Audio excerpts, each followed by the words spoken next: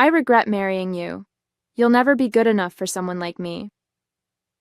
James delivered these words with the same smug superiority he used when critiquing my clothing choices or commenting on my modest career achievements. My name is Rachel, and at 34, I was standing in my kitchen listening to my husband of 6 years explain why I didn't measure up to his standards. The argument had started over something trivial.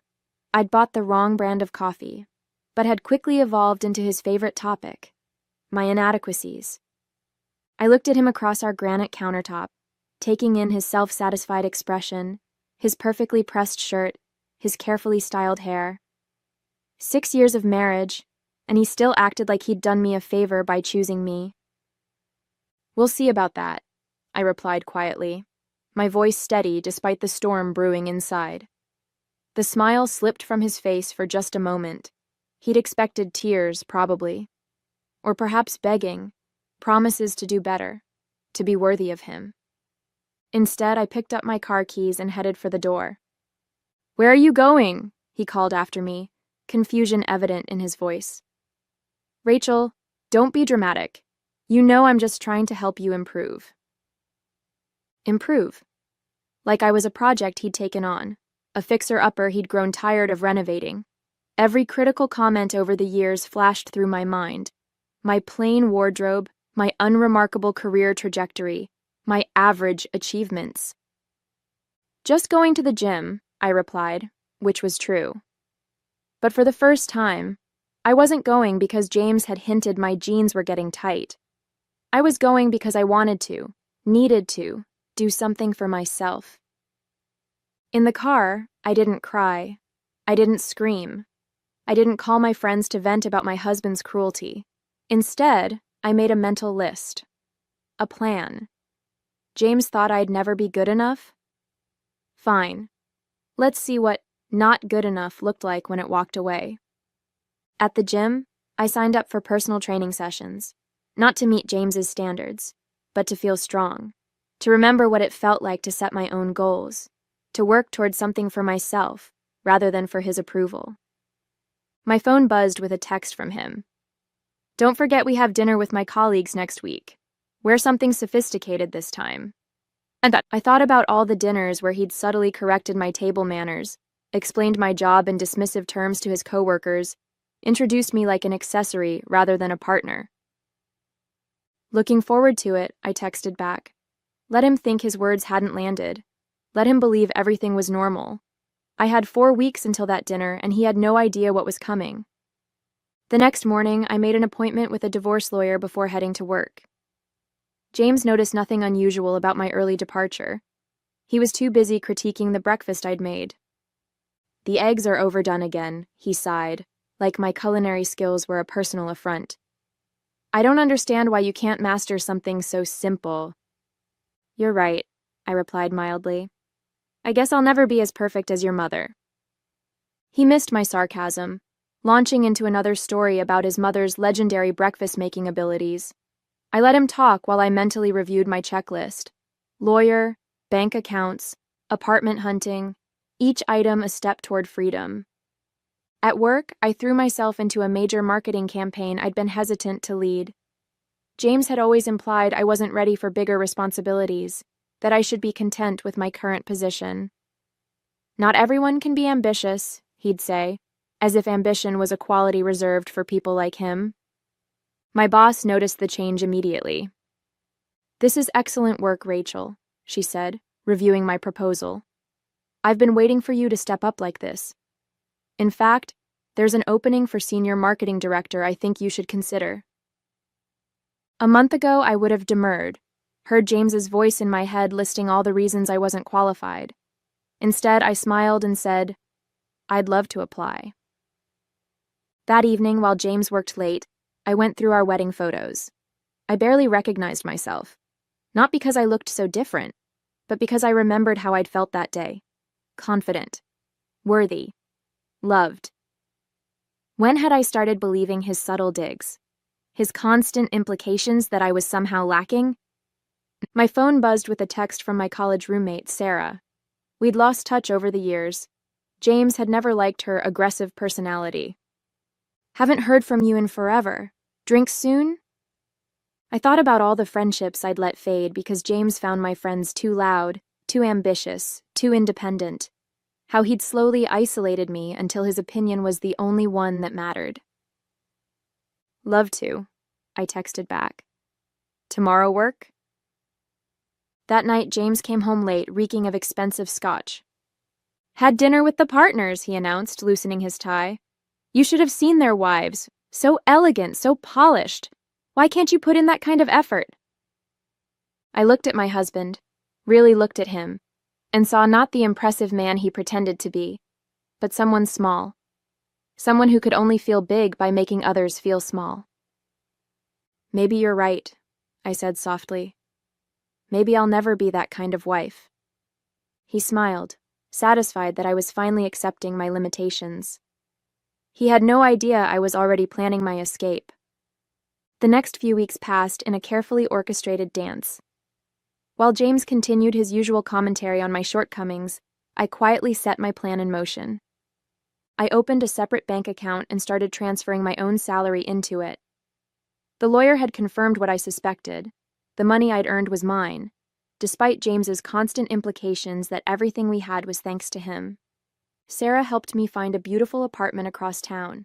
Modern, bright, everything James would hate. Too feminine, he would have said, as if that were an insult. I signed the lease using only my name, something I hadn't done since before our marriage.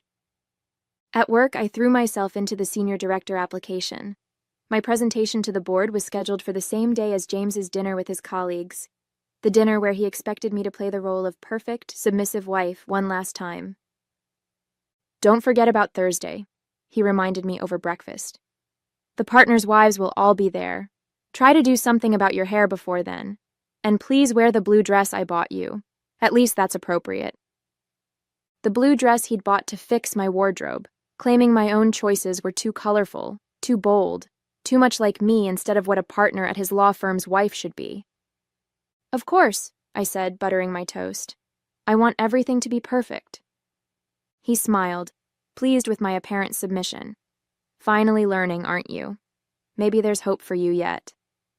I thought about the red dress hanging in my new apartment, the one I'd bought for my board presentation, the one that screamed confidence, ambition, everything James had tried to dim in me.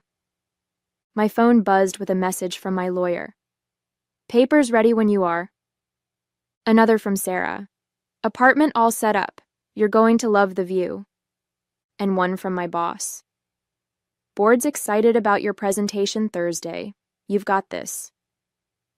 James noticed my small smile. Good news? Just work stuff, I replied. Nothing important. He launched into his usual speech about how I should be content with my comfortable position, how not everyone was meant for leadership roles.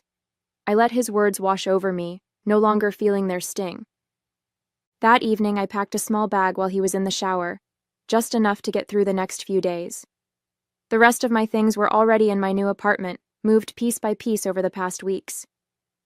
Going to the gym again? He called out as I headed for the door.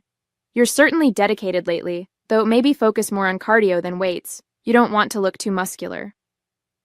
Just trying to improve, I called back, using his favorite word. Isn't that what you've always wanted? Thursday arrived with perfect timing. My board presentation was scheduled for 2 p.m., giving me plenty of time before James's dinner at 7. He'd left early that morning, reminding me one last time about wearing the blue dress, about fixing my hair, about trying to be presentable for once. I stood in front of the board in my red dress, my carefully prepared presentation representing not just a potential promotion, but a declaration of independence. 6 years of James telling me I wasn't leadership material dissolved as I confidently walked them through my vision for the company's future. Outstanding presentation, Rachel, the CEO said afterward. The position is yours if you want it, though I have to ask, why now? You've always been capable of this. I thought about James's voice in my head, all the times I'd held back because he'd convinced me I wasn't ready, wasn't good enough, wasn't meant for more. Let's just say I finally realized my worth, I replied. By 6:30, I was walking into the upscale restaurant where James's dinner was being held. Not in the modest blue dress he'd chosen, but in my red one, fresh from celebrating my promotion with Sarah. His eyes widened when he saw me, a mix of confusion and anger crossing his face. "What are you wearing?" he hissed as I approached. "I told you." "James," one of the partners cut him off. "Is this your wife? Rachel, we've heard so much about you." I smiled, noting how James tensed. What exactly had he told them about me? "All good things, I hope," I said, sliding gracefully into my seat. "James mentioned you work in marketing?" another partner's wife asked. Before James could minimize my career as he usually did, I smiled. "Yes, actually, I just accepted a position as senior marketing director at Maxwell & Brooks today." The table erupted in congratulations. Maxwell & Brooks was one of the city's most prestigious firms, and, I knew, one of James's firm's biggest clients. His face had gone pale. "Senior director?" one of the partners said, impressed. "James, you never mentioned your wife was so accomplished." "It's recent," James managed, trying to regain control, though I've always encouraged Rachel's modest ambitions. "Modest?" the partner laughed. "Maxwell & Brooks has been trying to poach talent from our marketing department for years. They only take the best." I watched James struggle to maintain his composure as his carefully constructed narrative about his underwhelming wife crumbled. Every compliment from his colleagues, every impressed glance, every conversation that revealed my competence, they all chipped away at his facade. "We should celebrate," he said finally, trying to take credit as he always did. "I knew you had it in you, with my support." "Actually," I cut him off softly, "we need to talk after dinner." The dinner felt endless, each minute ticking by as James alternated between trying to reclaim control and watching his carefully crafted image unravel. Every time he attempted to diminish my achievements, someone at the table inadvertently contradicted him. "James always says you're still finding your way professionally," one partner's wife said kindly. "Actually," another partner interrupted, "Maxwell & Brooks just poached our entire marketing team last month. They must see something special in Rachel to offer her a director position." I watched James's jaw clench, saw the subtle tremor in his hand as he reached for his wineglass. 6 years of him telling everyone, including me, that I was somehow less than, and it was all falling apart in a single evening. "Excuse us for a moment," he said finally, grabbing my elbow as we stepped away from the table. "What do you think you're doing?" "Having dinner," I replied calmly. "Isn't that what you wanted?" "That dress, this attitude, you're embarrassing me." I looked at his fingers digging into my arm, then back at his face. "No, James. You've been embarrassing yourself for years. I just finally stopped helping you do it." His face reddened. "We'll discuss this at home." "There's nothing to discuss. The papers are on your desk. I moved out last week." The color drained from his face. "You what?" "Yep, you said I'd never be good enough for someone like you," I reminded him softly. "Turns out you're right. I'm actually better." "You can't leave me," he hissed. "You're nothing without me. Who do you think made you what you are?" I smiled, genuinely smiled for the first time in years. "That's exactly the problem, James. You really believe that. Just like you believe those partners respect you, when really they're just tolerating you. Just like you believe putting others down makes you bigger." "You're being hysterical." "No, I'm being honest. Maybe for the first time since we met." I glanced back at the table, where his colleagues were pretending not to watch us. "Should we share more honesty with them? About who you really are?" He stepped back, his facade cracking completely. "Rachel, wait." "I did wait. For 6 years, I waited for you to see me as an equal, to value me, to love me instead of trying to diminish me. I'm done waiting." "Let's go home," he pleaded, his voice losing its usual arrogance. "We can talk about this. I'll do better. I'll get counseling." "The time for that was 6 years ago," I replied. Or 3 years ago when I begged you to try therapy with me.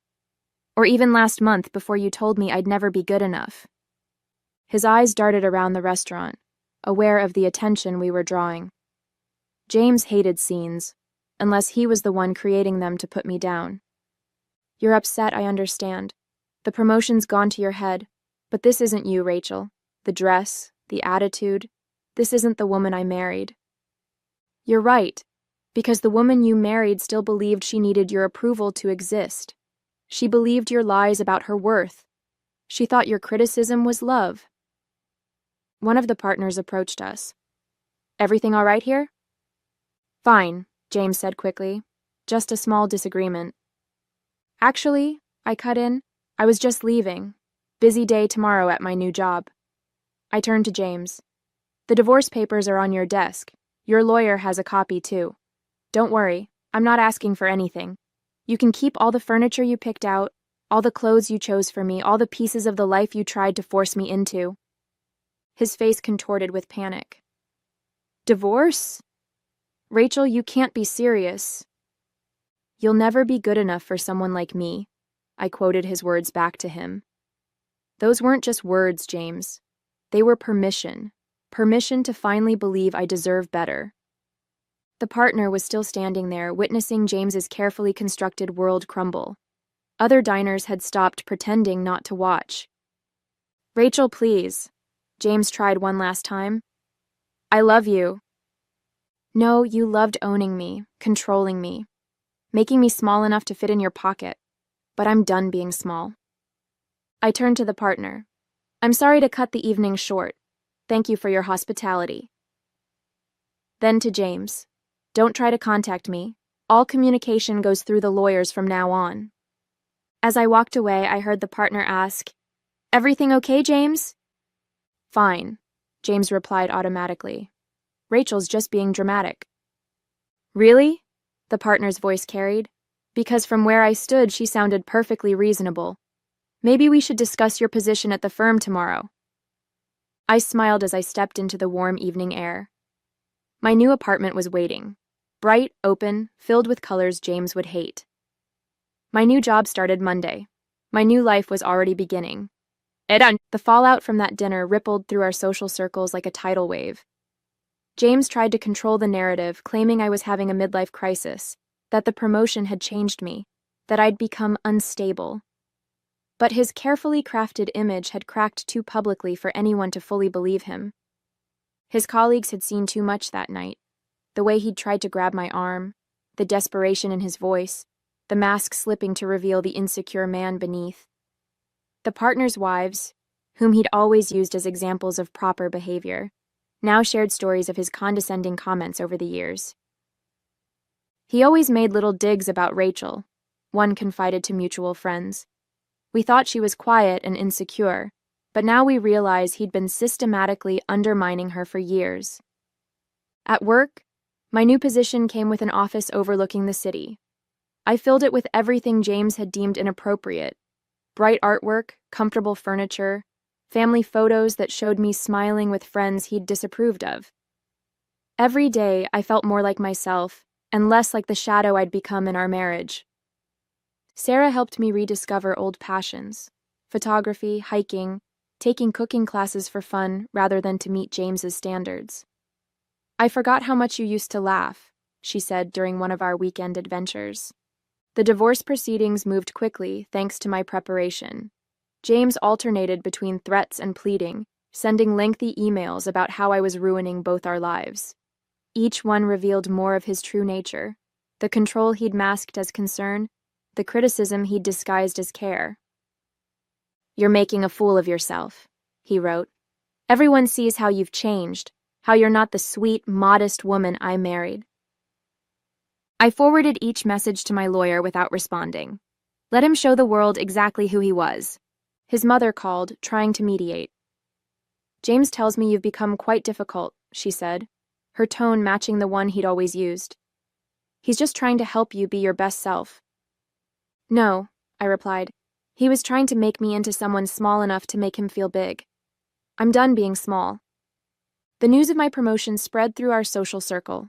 along with stories of the dinner where I'd finally stood up for myself. Women I'd known for years started reaching out, sharing their own stories of controlling partners, of rediscovering themselves, of choosing their own worth over someone else's approval. My new apartment became a sanctuary of self-discovery. I painted the walls colors James would have hated, bought furniture for comfort rather than appearance, and started hosting dinner parties where laughter mattered more than proper etiquette.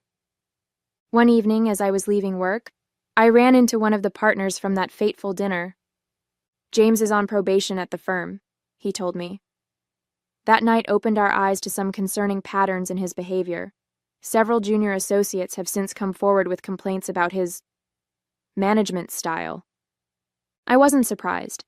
James's need to feel superior hadn't been limited to our marriage. "You know," the partner added, "we do a lot of business with Maxwell and Brooks. Looking forward to working with you in a professional capacity." 3 months into my new life, James made one final attempt to regain control. He showed up at my office unannounced, wearing the contrite expression he'd always used after his cruelest moments. "You've made your point," he said, standing in my doorway. "You've shown everyone you can succeed without me. Now let's stop this nonsense and come home." I looked at him from behind my desk, taking in how small he seemed now. His perfectly pressed suit couldn't hide his desperation. His practiced smile couldn't mask his fear of losing his favorite target. "This isn't about making a point," I replied. "This is about finally living my life without your constant criticism, your subtle digs, your need to make me feel lesser." "I was trying to help you improve." "No, you were trying to break me down to build yourself up. There's a difference." He stepped into my office uninvited, his eyes taking in the decor he would have once criticized. The awards I'd won since starting my new position. The photos of me with friends, smiling, living. "You've changed," he accused. "No, I've remembered who I was before you convinced me I needed to change." My assistant appeared in the doorway. "Everything okay, Rachel? Security is on standby." James flushed at the implication that he might need to be removed. "I'm your husband." "Ex-husband," I corrected. "The divorce was finalized last week. You signed the papers, remember?" His face darkened. "You're making a mistake. You'll never find anyone else at your age. You'll end up alone." "I'd rather be alone than spend another minute letting you convince me I'm not enough." I stood up, my heels putting me at eye level with him. "Now you can leave on your own, or security can help you out. Your choice." He left, but not before one last attempt. "Your success won't last without me to guide you." My success started the moment I stopped letting you guide me. Goodbye, James. Later that evening, at a dinner with Sarah and other friends, I shared the encounter. Instead of sympathy, I received congratulations. "To Rachel," Sarah toasted, "who proved that the best revenge is living well and letting them watch." The women around the table, successful, vibrant, real, clinked glasses. Some shared their own stories of breaking free from controlling partners, of rediscovering their worth, of choosing themselves. James's words about ending up alone echoed hollowly against the sound of laughter and friendship filling the restaurant. This was what he'd tried to keep me from. Genuine connections, real joy, a life lived on my own terms. My phone buzzed with a message from my boss. Another successful campaign, another reason to celebrate. In the 6 months since I'd left James, my career had soared. Turns out confidence blooms quickly once you stop letting someone trim its edges. "You're glowing," one friend observed. "Freedom looks good on you." A year after that dinner where I'd finally stood up to James, I attended the same firm's annual gala, this time as a valued business partner rather than someone's quiet wife. I wore red again, a different dress but the same confidence that had started my journey to freedom. James wasn't there. He'd taken a position at a smaller firm after his probation led to a mutual separation from his old company. Through the grapevine, I heard he'd tried dating younger women, promising to help them reach their potential, his old patterns seeking new targets. The partners' wives who'd once been held up as examples of proper behavior had become friends and allies. "We should have said something sooner," one told me during the gala. "We saw what he was doing to you, how he'd dim your light every time you started to shine." My success had only grown over the year. The marketing campaigns I led had brought in record profits, earning me a seat on the executive board. Each achievement felt sweeter for being truly mine, not something I had to diminish to protect someone else's ego. Sarah nudged me during dinner, pointing out how many people were drawn to my table, to my conversation, to my genuine laugh. "Remember when James used to tell you to be quieter, to take up less space?" I did remember. I remembered every time he'd told me to be less ambitious, less outgoing, less me. Now being more had become my revolution. The last time I heard about James was through a LinkedIn update. He'd posted a long message about personal growth and learning from past mistakes. The comments were filled with professional platitudes, but those who knew him saw it for what it was: another attempt to rewrite his story, to cast himself as the hero of his own redemption. My own story had evolved beyond him. The quiet wife he'd tried to contain had become someone who mentored other women, who spoke at conferences, who lived life in full color rather than the muted tones he'd prescribed. At a leadership summit where I was speaking, a young woman approached me afterward.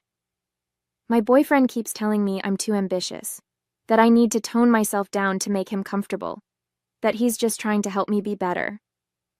I recognized James's words coming from another man's mouth, the same pattern of control dressed up as care. "Someone who truly wants to help you be better," I told her, "will never start by telling you you're not enough." Later that night, looking out over the city from my apartment, my space, my life, my choices, I thought about James's last words to me. "You'll never be good enough." He'd meant them as a prison sentence, but they'd become my liberation. Because he was right in a way. I would never be good enough for someone who needed me to be less than I am. And finally, that was more than enough for me.